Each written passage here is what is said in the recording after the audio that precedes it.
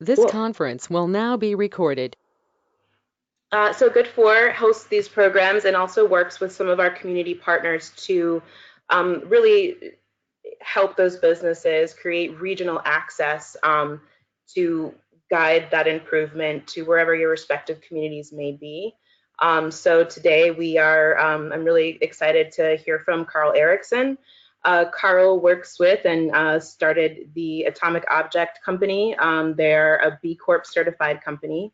And have done a lot of work around really amplifying their impact by shared ownership models. And so I'm excited to have Carl talking to us a little bit today about some of his experience there. Um, and if anybody has any questions or anything like that, please feel free to reach out to me. I'll share my contact at the end of it. I know Carl was hoping that if anybody's comfortable with, if you're logged on and you have a camera and you'd like to share your camera since we've got a smaller group today, you're welcome to do so, or to also turn on your microphones if you'd like to ask questions as we go. If not, that's fine, but feel free to hop in if you do have any questions now or after Carl speaks. So with that, I'll let you take it away. Thanks, Alice, who still shows up as Alyssa. Sorry about that. Yep. No problem. I'm very happy to take questions anywhere along the lines of this talk. It's very much the way I see this, what potential value I can share with people is based on helping you understand how, not only an overview of the topic, but also how what we've learned might fit with you all. And it strikes me that the best way to do that is to hear what your concerns are, what your questions are. So I'll just do a quick overview and then and open it up and see if we have questions right away, or maybe I can dig into some more detail. So a little bit of background: Atomic Object is a software design and development consultancy with offices in Grand Rapids and Ann Arbor. We are 70 people total. We are 18 years old this year. What we do is we help build web apps and mobile apps mostly for companies ranging from startups to the Fortune 500.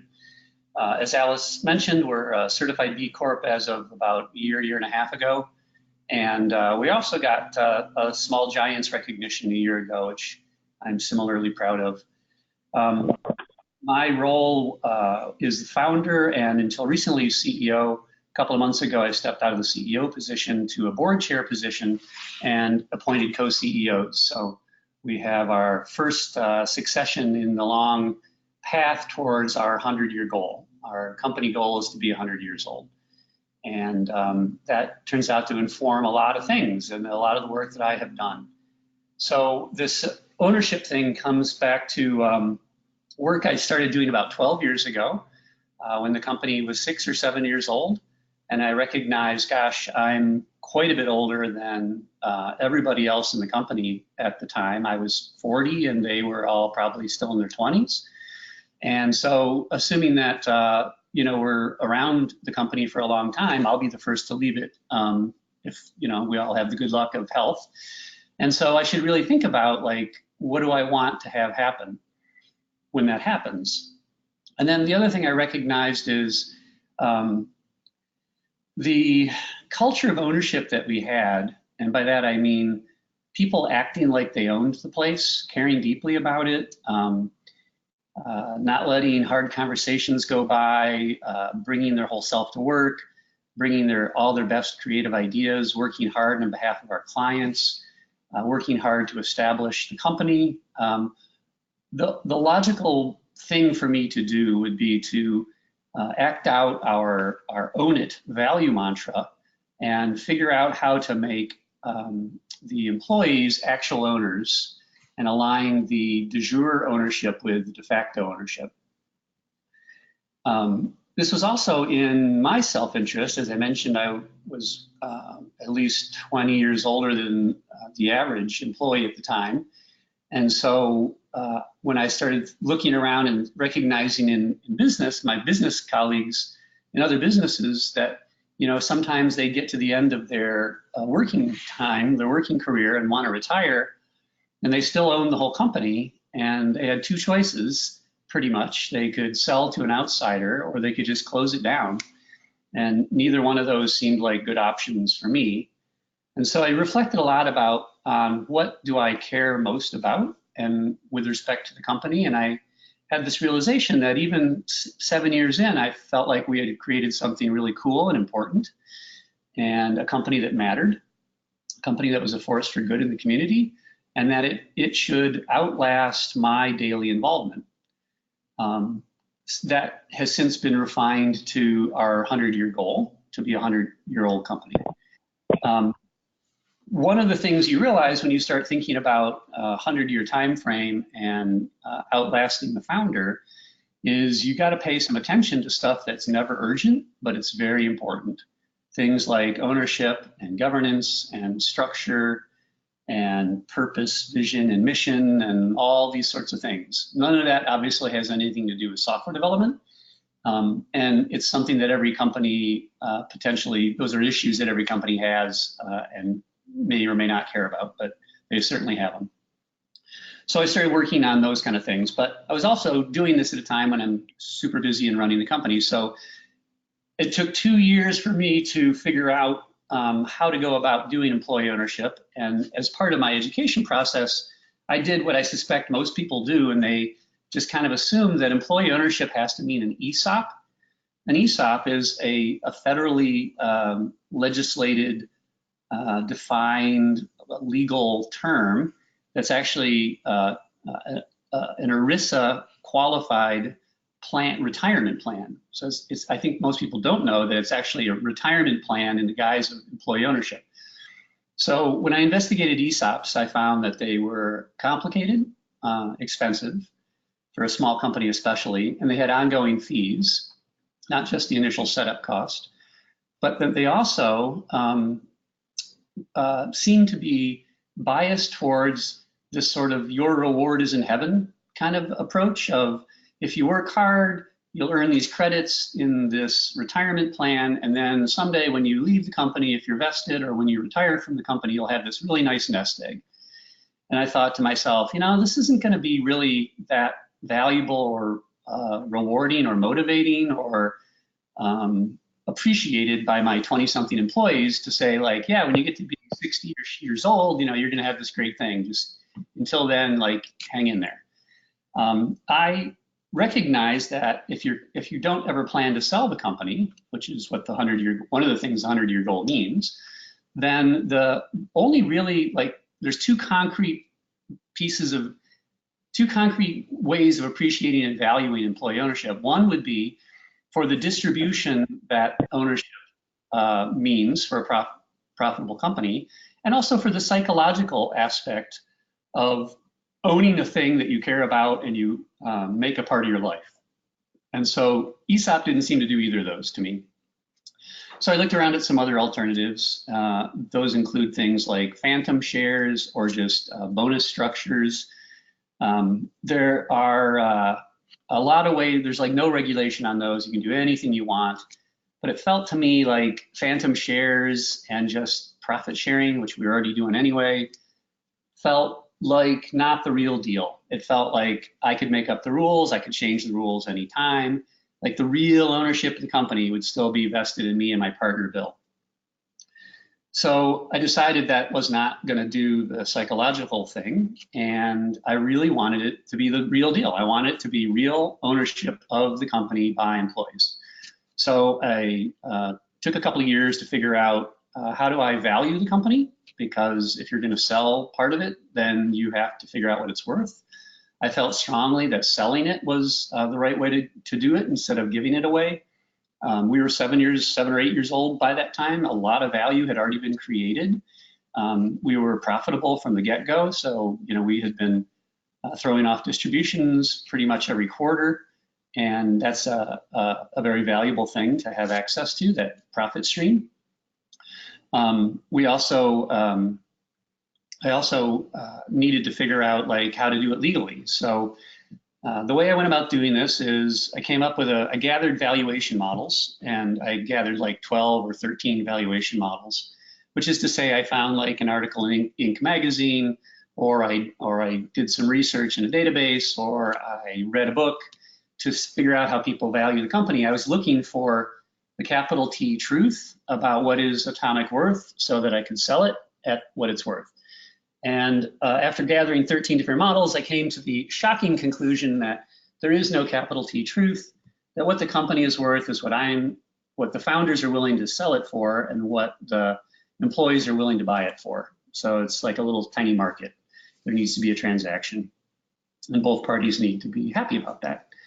So instead of using one of the models I found, I built my own, because I felt like one way to establish confidence in people who are buying into the company is that they needed to deeply understand where our valuation came from and what determined it and what all the elements were. And this is not the easiest way to go about doing it, because you have to build up a model for valuation. But I think it's a really important decision I made there, and I didn't succumb to the temptation of just using a simple multiple of revenue or a simple multiple of EBITDA, or more commonly used sort of simple models. So I actually published our model on my blog, Great Not Big. So that's out there for everybody to see. And it's, maybe if it's applicable, you could save yourself a lot of time by starting from mine and hacking it up. The other thing I had to do was write up a prospectus. So even when you're in like a privately held company, when you're selling shares, you have to worry about regulations concerning stock and share sales. Regulations that are there to protect people who are going to be buying and minority shareholders. But I didn't want our documentation for this program to be boring and dry and legally.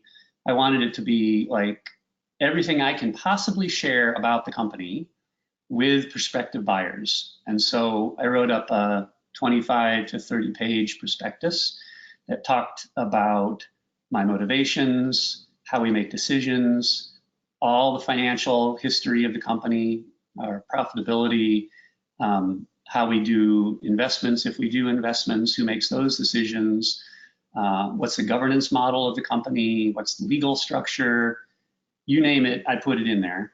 And then I ran it by our very, very talented lawyer at Warner Norcross, Lauren Andrulis, who turned it into something that was safe and legal. And the beautiful thing about this that I so appreciate about Lauren is he did not erase my voice out of it. He just added stuff to it and flagged a few things that I worked up. So we had a prospectus, we had a valuation. This is in May of 2009.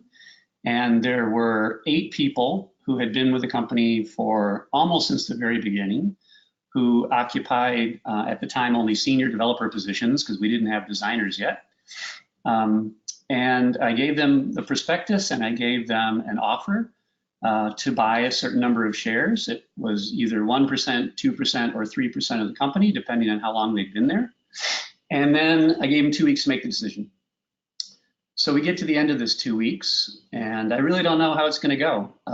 It's a big question, and I have a lot at stake here, both with the fate of something I felt very close to and very like a parent over, my child, this company, but also had a lot on the line potentially financially and legally and from my own ego, frankly.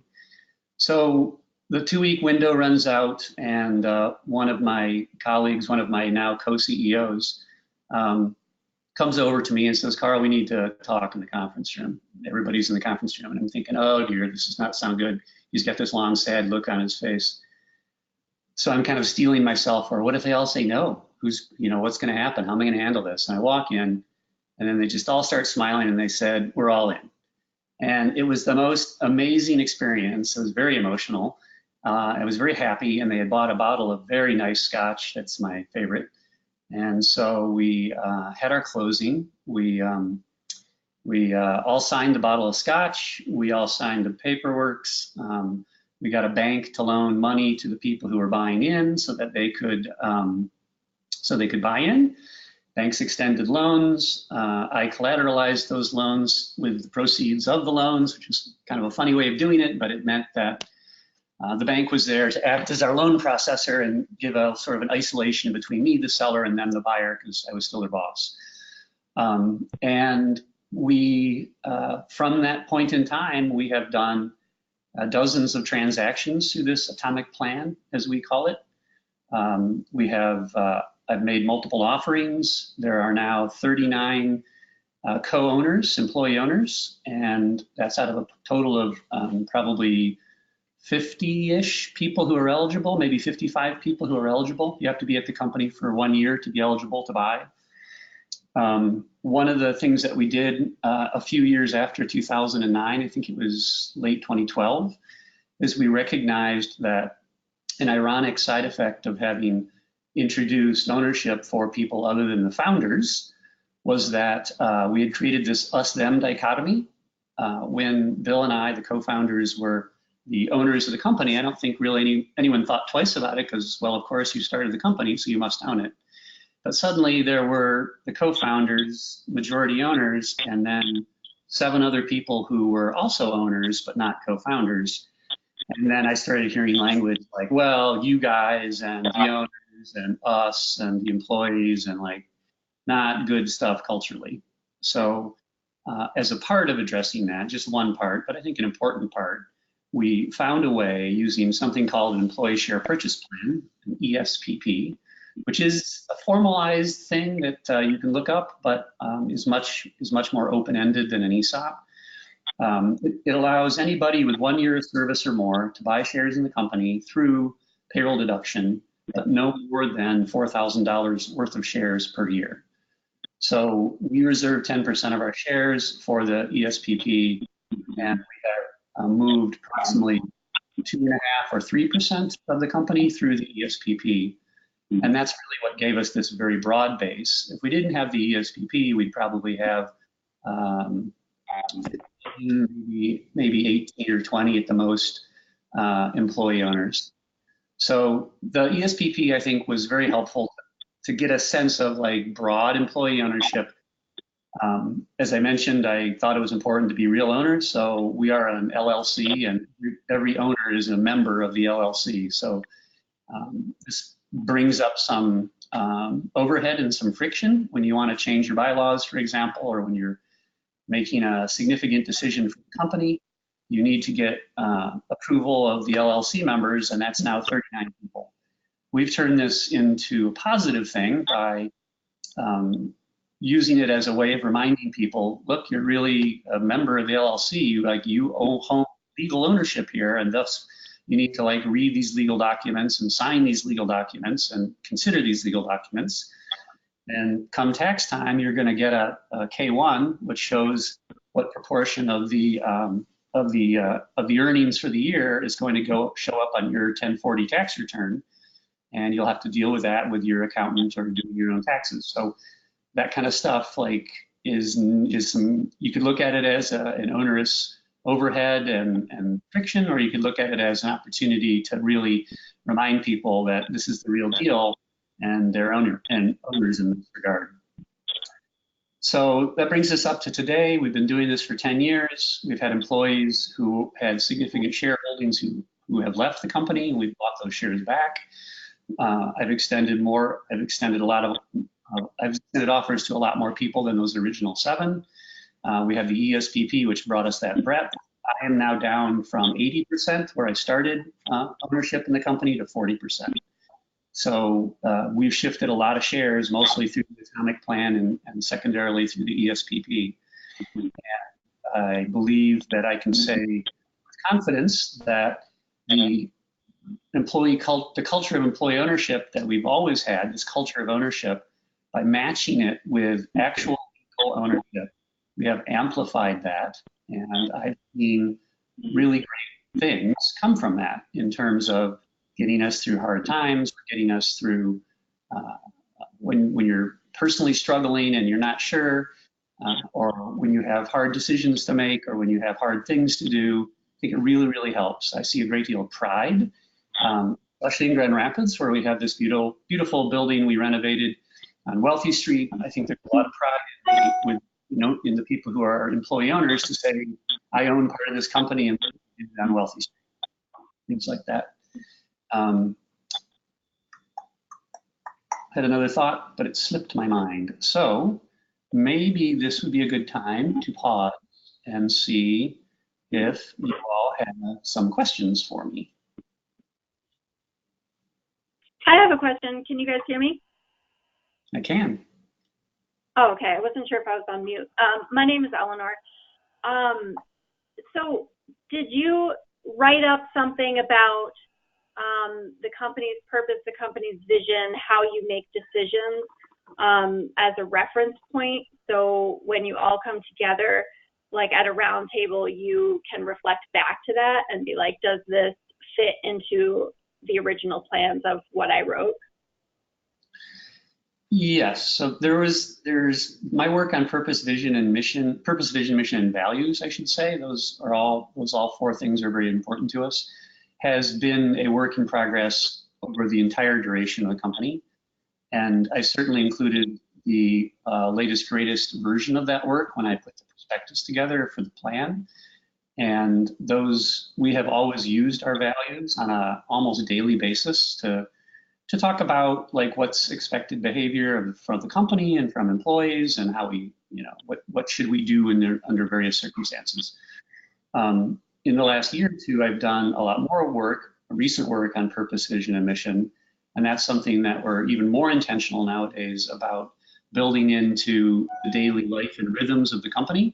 And it absolutely helps drive the strategic work I do now as board chair, and hopefully also the more day-to-day work that most Adams are doing every day. But it's definitely stuff we use. I think it has utility. I think that's super important. And we base a lot of decisions on that work. Thank you. Hi, this is Stacy. I had a quick question. Hi, Stacy. Hey, so if you do have employees that for some reason don't want to buy into the company, do you still offer like a profit sharing or bonus sharing, I believe you called it, and do like other ways so that they also benefit from it if they can't, be an owner? Yep, great question. So our profit sharing system actually predates the ownership. I started that probably 2 years in, so very, very early, and it quickly settled down within a year to 25% of our net profit, our net margin, our profit every quarter is distributed to employees broadly in the 401k program that we have. So that's 5% of your salary. And then through a cash bonus every quarter, which is we call a 1/n bonus, meaning everybody gets the same bonus regardless of your position. N is the number of employees. So if we have $10,000 to distribute in the cash bonus pool for some quarter, and there were 10 employees, and everybody would get $1,000. Everybody but me, come to think of it, I opted out of that, left it for everyone else. But so that's available to everyone. That's been going on for years and years. And then the option to buy in a significant way. Significant originally was in 1% chunks. Now it's down to 0.5% chunks, just because the company's much more valuable than it was. And so the amount of the money that you're playing with, whether it's 1% or 0.5%, is about the same. But that usually comes at the 5-year mark, when you've been with the company for 5 years. So far, the only person who's been with the company that long and gotten an offer that has said no thank you, said no thank you for their own, personal, economic, family situation reasons. And that was a perfectly fine thing to do. And she's a great employee, and she's happy in her job. And I think she actually wishes she could have done that, but it just didn't work out for them. And she actually does participate in the ESPP, so she is a shareholder. She just had to say no thank you to the bigger step. Can I ask another one kind of that goes along with it? If you have a company, do you suggest kind of figuring out, because my ultimate goal is to do both of those, because I think those are both fabulous things that you do for your employees. Wonderful. So do you suggest kind of figuring out what works for us with like the profit sharing and bonus sharing, and then kind of tackle on the shared ownership. What would be your suggestion?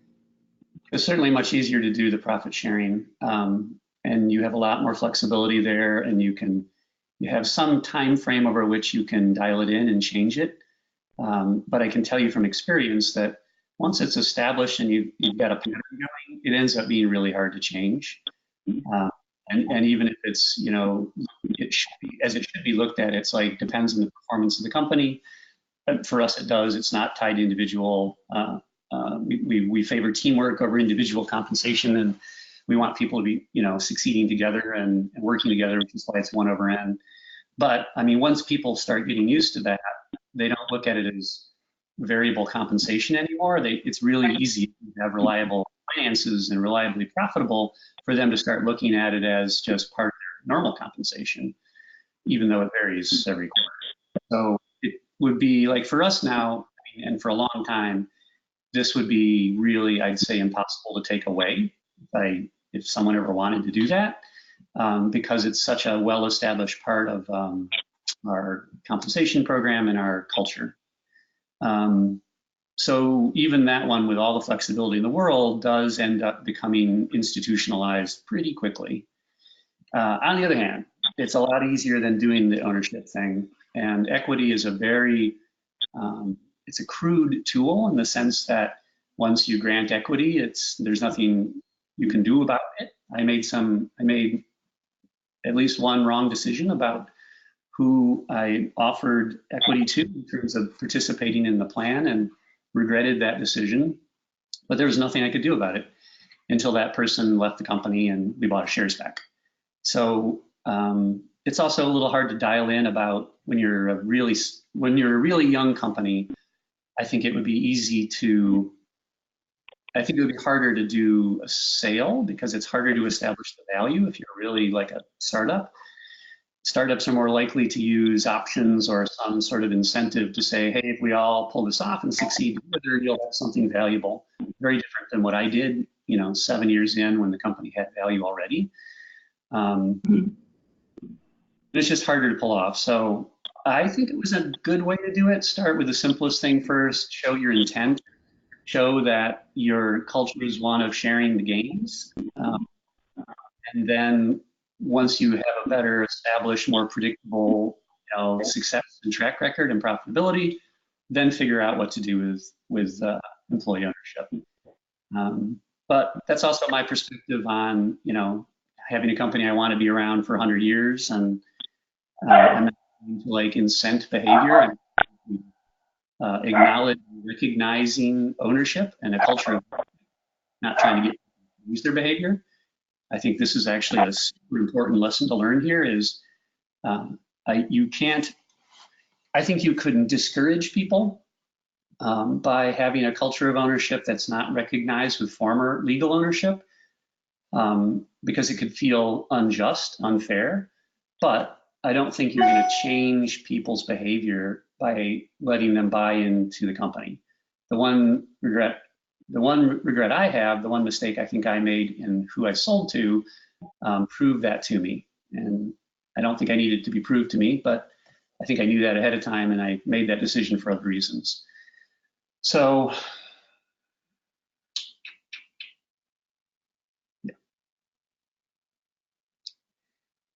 looks like Alice is showing my latest blog post from Great Not Big on our plan. I'm up to part 5 on this. I've written in great detail in this and we've achieved. Reminds me I have part 6 almost finished and I need to get it out. Yeah, thanks so much. I just wanted to throw that up there in case anybody wanted to take down the address and check out some of Carl's other blogs. But if anybody has questions, please keep asking. I wasn't trying to wrap it up prematurely. So.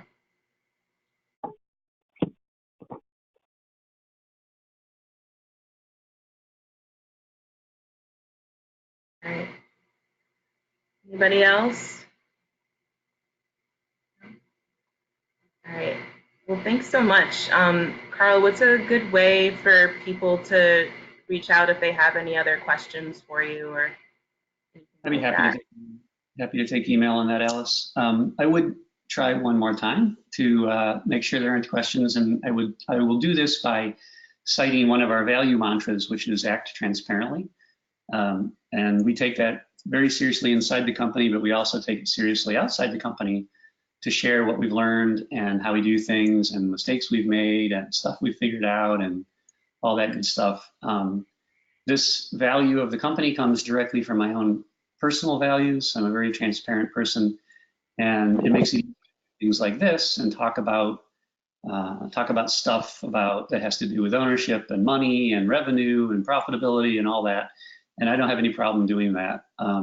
So I don't, if you're sitting there thinking, gosh, I'd really love to ask Carl this question, but I don't know if it's like cool to ask him in front of other people about something that's perceived to be a sensitive topic in business, you should just go ahead and ask, because there's pretty much nothing I won't give you an honest answer on, or at least try. And as an example of that, I will throw out an interesting side effect of the celebration that we had about a month ago. As the people who were in that first round of purchase, first offering round in 2009, they hit the 10-year mark. And that's a very significant mark in our plan, because at the 10-year mark, your shares vest for the purposes of capital gain. And what that means is, if before 10 years you decide to leave the company and your shares are going to be purchased back by the company, then you'll get purchased back for what you paid for those shares. And at the moment, that's a lot less if you bought shares 10 years ago than what the value of the company is worth today. I think we value the company at about $14 million right now. And in that first offering round, the company was probably valued at $2 or $3 million. So that's a big difference. And if you leave at the 9-year mark, your shares will be bought back, but they'll be bought back at what you paid for them 9 years ago, $2 or $3 million valuation. As soon as you hit the 10-year mark, you vest and your shares are purchased at the current value. So a big step up in valuation. And your net worth goes up a great deal because of that. So I got together with the 5 people who still work at the company who were in that first round. And we celebrated what we've achieved together and where we are and the vesting of their shares. And as a part of doing that, it occurred to me to wonder, like, how has that gone for me? I mean, it's gone very well for the company. I'm personally happy with how things have worked out. I'm glad to be at 40%. I'm glad to have money in the bank that came from the sale of those shares. It's worked out fine. But in an interesting way, I have half the ownership I had 10 years ago, but it's worth that half of the ownership I have today is worth twice as much as it was back then. So there's been this inflection of a 4 times factor. And I don't think that's a coincidence. I think we partly got there because of making this move. So with employee ownership has been good for a whole bunch of other people building wealth for their families, but it's also been good for me in that regard too. Okay, so I gave you a few minutes there to think of more questions. If you have any, now's I guess, our final call for questions. Anybody? I have one more. It's Stacy. You might have said this, but I might have missed it. If you did, do you have like a cap that people can only get to a certain amount, or is it just open, or how do you balance that? That's a great question, Stacy. So I did a talk at the Small Giants Summit a couple of months ago with a guy named Matt Hoying, who's the president of a engineering firm down in Ohio called Choice One. And their program, which developed entirely independently of ours, but with really interesting parallels, has exactly what you just asked about. It has a cap, and it's tied to your position. So if you're a project manager, you are capped at a certain level. If you're an engineer, you're capped at a certain level. If you're a manager, a vice president, a president. And unlike our program, after 1 year, after 3 years, those people in those positions can buy all of their cap or a part of their cap, and there's no more choice made by anybody in the company. And our plan requires there to be an offer to the person buying. So that offer comes in the 5th year, a little bit longer, and that offer is basically me willing to sell my shares. In theory, it could be anybody willing to sell, but I've been the only seller so far. And so the decision about how much to offer any given person has been one that I have made in consultation with other people in the company, obviously. And that has not always been an easy task, and it's been somewhat thankless in the sense that it seems like it's just one of these problems that no matter what decision you make and what criteria you apply or how consistent you are or how wise you're trying to be, like there's always someone who thinks that you didn't do the right thing, or that someone got offered too much or someone got offered too little. I think it's important following our culture and our one-over in profit sharing that everybody in the company has this offer extended from our office coordinator to our managing partners to our co-CEOs and everybody in between, no exceptions. So that's been the case. But the timing of your offer and how much you're offered to purchase varies depending on the role you have in the company. So that's just decisions that I've been making. I mean, there's some pretty well-established precedences now, so I just basically follow and be consistent with the precedents. But I don't know. I mean, this also sort of bleeds into the question of where's our ownership going to settle out? You know, what's going to happen over time to my 40%? Where's that going to go? Do we continue this plan? Do we find a way of or another ways of taking that ownership and putting it somewhere where it is more predictable in terms of its ownership and not having to change hands?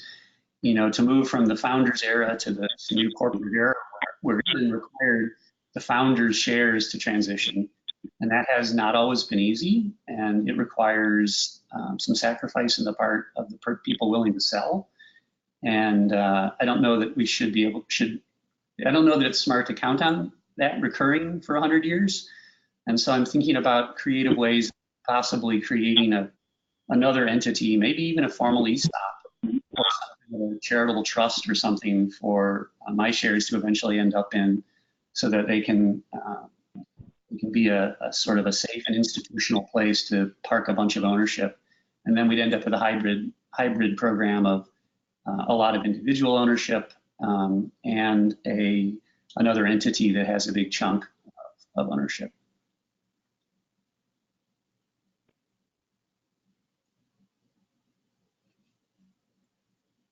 Carl, I actually wanted to ask a question. Also want to apologize if you've seen me hopping off and on the webcam. I'm in a brownstone in Brooklyn, and natural light is hard to come by where I'm sitting right now. We're surrounded by other brownstones. But you talked a lot about the benefits to employees as far as their own onus and pride with respect to the company. And we mentioned a little bit about being a B Corp. I was wondering if you could expand a little bit as to why you feel that B Corp values these ownership models the way that they do, and how you think that it's an asset, not just to your company, but also and your employees, but other impacts on the community or anything like that you might have come across in working in this way. Mm-hmm. So, Alice, our purpose is to be a source and a force, a source of fulfillment for employees and a force for good in the communities that we operate in. And I think that ownership, the stability of our ownership, having it be held internally by people who live in the places that they work, is a very stabilizing, positive force. I like to think about the profit that gets distributed by our company every year through to employees and to employee owners, going out into the community, doing good stuff, buying houses, educating kids, philanthropy that individuals are doing, shopping locally, all this good stuff. So I think having healthy businesses that are owned locally is just an invaluable thing for a community. And without dealing with the ownership question, you basically, as an owner, as a founder, you put at risk that goodness that you have created in the community, because a sale could just wreck the company, or it could take the company away from the community it got started in. I think this is one of the flaws in the venture capital model, where the assumption is that from the very get-go there will be a sale of the company. So I'm much more interested in helping companies and working on and creating things that are going to be around for a long time and be a vital part of the company. When we went through the corp assessment, what we found, to not to Alyssa's surprise, because she'd been telling us this for years, was that we didn't have to change anything to be certified. I think 115 or 120 points. But we didn't get any points on, like, or very few points, I shouldn't say any, but we didn't get very many points on the environmental category, because we don't really have a supply chain, we don't have raw materials, and we recycle to our recycle as well as we can. It just doesn't move the needle much. But we got a ton of points in the employee, or in the people section, I can't remember what it's called, around governance and ownership and participative profit sharing, all that kind of stuff. And that really is how, sort of we show our B Corp our values in that regard. And it's cool to have that certification by this outside entity that says, yeah, what you're doing is appreciated and is special and is recognized and it's deemed effective. I didn't need anyone to tell me that, but it's also nice to be told that you're, you line up with these things that smart people believe are good for the world, good for communities. And that certification shows that. So much. Any last call for questions or final thoughts for Carl while we have his wisdom on air?